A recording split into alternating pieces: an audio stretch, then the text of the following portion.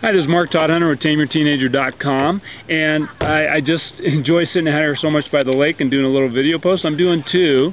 You can see I'm still here, and I just wanted to talk about a little bit about control versus influence. A lot of us grew up and felt like we were controlled, and the way we were parented we were controlled, and so we want to control our kids.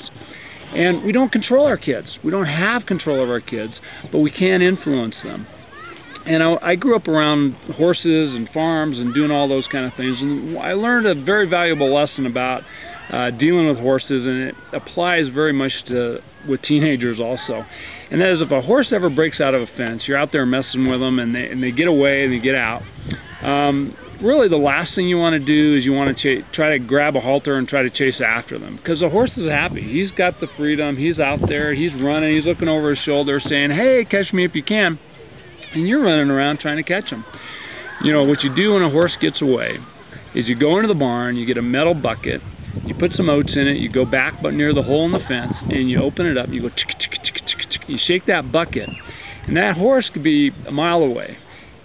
He hears that shaking, and he's like just coming running fast. He comes running so fast that you have to get out of the way of that hole so they can get through. And that's called influencing the horse to come back.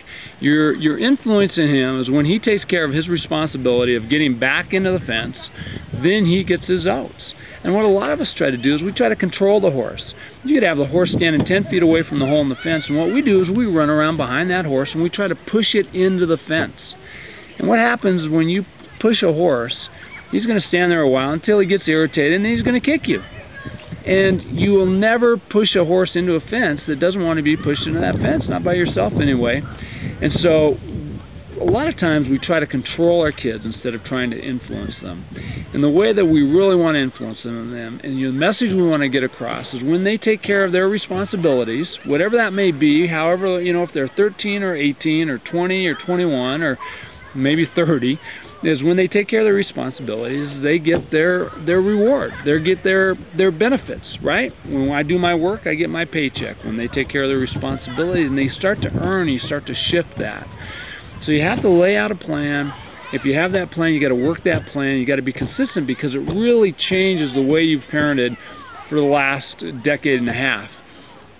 Because now they're teenagers. Now we're about to launch them. So if you don't have a plan, contact me. Talk to me. Email me. I'll give you a free half hour. We'll talk about your situation, and I'll let you know if I can help you or not.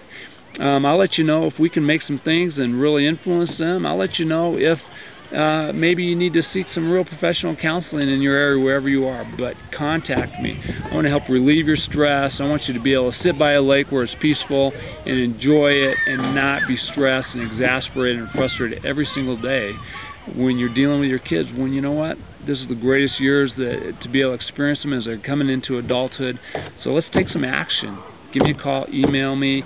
If we've already talked, work your plan, go back and review what we've done, and keep working it, because you got to change some things up. This is Mark Todhunter with TameYourTeenager.com. Have a great, non-frustrating summer.